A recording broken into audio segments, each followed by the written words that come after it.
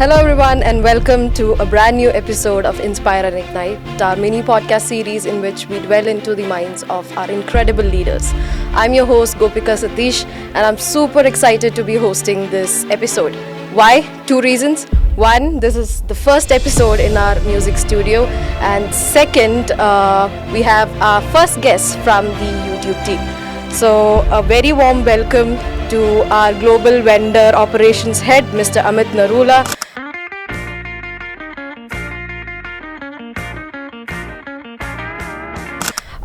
Thank you so much, Amit, for finding the time to join us from your busy schedule. How are you doing today? I'm doing good. I would say thank you, right? I'm looking forward to this fun and I hope I can inspire a lot others. I'm sure you will. So, some of us have already met you briefly during your visits and our QPR meetings.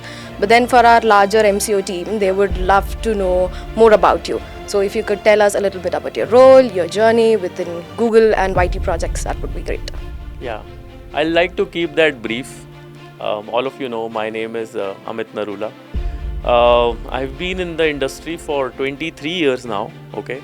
My experience is a bit different, meaning I started working at the age of 21 because I wanted to support my family. So I started working at IBM. I worked at IBM for good 11 years and I did various roles because 11 years is a very long stint. So I did roles in transitions, project management, and IBM was also kind enough to give me an opportunity to work in consulting as well. Right, and I had the privilege to visit IBM in their Europe locations as well, like London, France, UK, Germany, and whatnot. Right, the career was going great, but I had maybe bigger dreams, so I am a little crazy that way. My son was born in August 2012, and during that time, I had made up my mind that I will take a break and go for regular MBA. So I gave GMAT entrance exam. I was applying to all the big universities here in India, like IIMs of the world and SPJAN. So August, my son was born, like I said, and in September, some results started coming out, and I got through SPJAN. And we had to decide as a family because I was scheduled to go to Mumbai for 1 year if I had taken up or accepted this, invite from SPJAN. And during the same time my wife's maternity leave was getting over and my son was only 4-5 months old when I had to go, but still as a family we took the plunge. I went and my parents were very supportive, my wife's parents were very supportive, and that's how we could do it. And after SPJN I got a few offers. Google was one of those. I think I had an offer from Amazon, KPMG, Verizon, and Google. It was not a difficult choice, to be honest. Google, the role was amazing, and it was a global manager role to begin with back in 2014. It's been an 11 plus years in Google. This is my 12th year ongoing. I did a couple of roles in Google India. The very first role was in trust and safety team. Again, it was a global role, like I said. Second role was also very challenging. We were setting up vendor operations, but for large customer support, campaign troubleshooting. That was something that was never outsourced in Google ever, right? So that way, that role was very, very challenging, right? And then, so I was operating out of Google India, but I had global teams. Then there came this opportunity to work in YouTube, specifically YouTube TV. We were launching YouTube TV. So it was a role in the pilot team. So I could not say no, and this was also a role in US. So back in 2018, I moved to US, and it's been 7 years exactly, actually, in YouTube and US.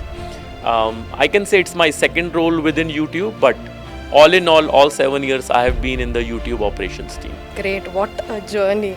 I mean, what's one piece of advice? You've had an incredible journey, right? So what's one piece of advice you've received and has stuck with you and still continues to guide you? I think it's very difficult to say one piece of advice when you have more than 2 decades of experience. But what's one thing that pops up in your head? Yeah, I think Relationships matter the most, in my opinion.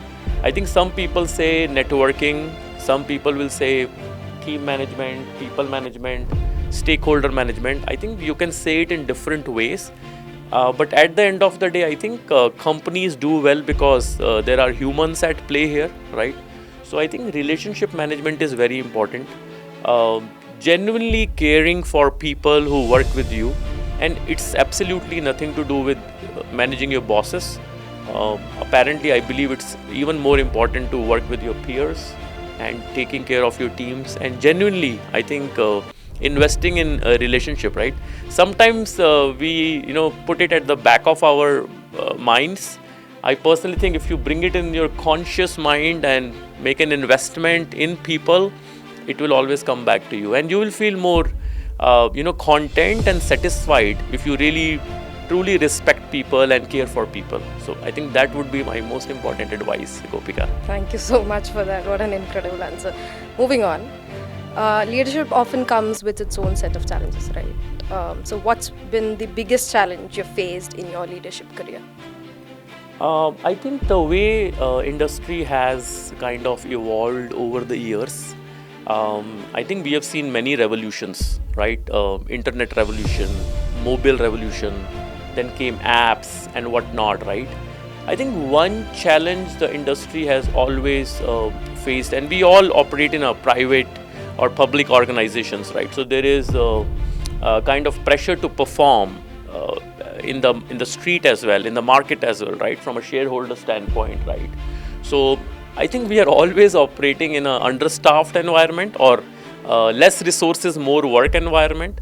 I think that's been one challenge. Even at my desk or my teams or the groups that I have led, I think prioritization is very important. We all need to understand that resources are always going to be limited, be it tools, technology, people, and there is always going to be more work. And I think that's been a constant challenge. Like if you ask me 20 plus years of experience, and one challenge that's always been there, I think this comes to my mind.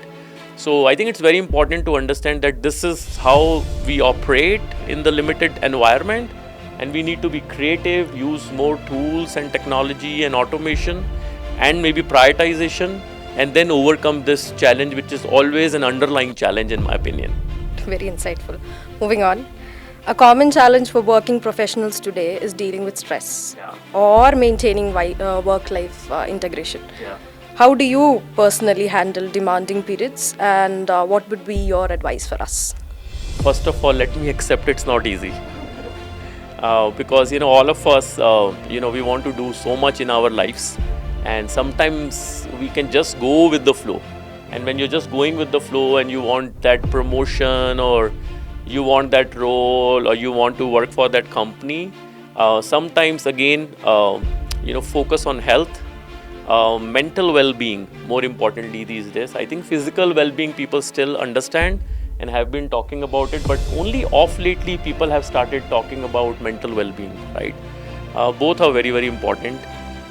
Working in a high pressure environment, focusing on work-life balance, focusing on physical well-being and mental well-being, first of all, I really want to say it again, it's not easy at all, right?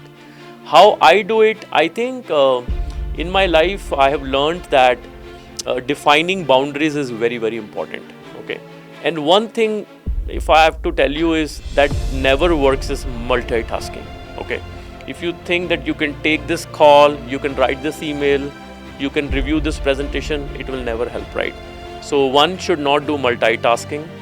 I personally think that, like for me, going to the gym or focusing on my physical well-being, and for me, mental well-being is spending time with my son and my family.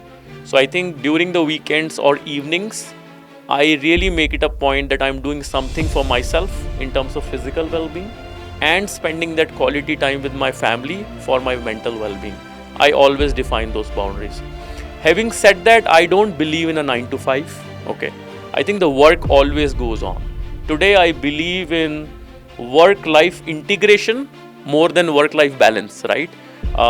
Like I said, avoid multitasking, focus on physical and mental well-being. I told you my style, what I do, whatever works for you. And then I don't think you need to define boundaries that I will never take a call after 5 p.m. or email. We don't operate in that environment, right? So define boundaries, but maybe later in the day, after you have taken care of your gymming or tennis like I play, go back to work. She can admit that they will receive emails from me every now and then. So, moving on. If you could go back and give your younger self one piece of advice, what would it be? For me personally, I think looking, back last 25 years or so, I feel humbled and privileged for what I have got. But during the journey, I would accept that I took a lot of stress. And when I look back and really think about it, I'm like, was that stress even worth it? Was it really needed? So the clear answer is absolutely not. But I'm saying this in hindsight, right? So I think if one piece of advice I have to give all of you, do not take unnecessary stress. Things will work out, okay? And corporate career is like a marathon, right? 1 year, 2 years here and there, if you're trying to achieve something, does not make a difference at all, right? So enjoy the journey. Hopefully, don't take stress and enjoy yourself. Great. I think we all should be chill. Yeah, absolutely. That's the whole point, right? So I heard that you are from Delhi. Okay. So something on it. Growing up in Delhi, what's your favorite things to do? Or is there a memory that you feel very connected with and you feel that has shaped who you are today? I think born and raised in Delhi, so obviously I have all my fond memories from Delhi, like school and college. Now I live in US, so I think one thing, or I would say two things I miss the most about Delhi even today is food. It's not a bias, but trust me, I have been to 20 countries and maybe 100 cities. Delhi has the best food, and I'm saying it without bias. Trust me on that, okay? I can take you places. Second, of course, because I've been born there, and like school and college and neighborhood, everything has been there. So I think my friends are there. I miss them a lot, right? So my friends, my network, I think I miss that a lot as well. So we are done with the normal questions. Okay, let's spice things up a bit. Okay.